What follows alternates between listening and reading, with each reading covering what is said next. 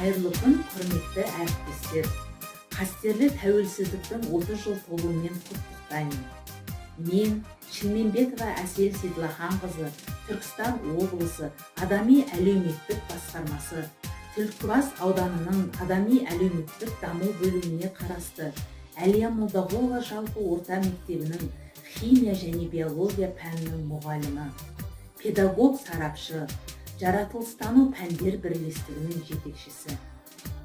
Мектебімнің жетістікпен тұрған көкбет, шәкірттері топ жарып шыққан мектеп.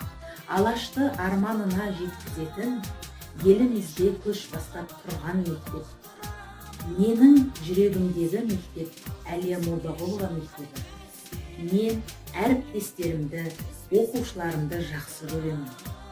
Менің жүрегімдегі мектеп өнерлі, білімді, көш бастап жүретін үздіктердің үздігі.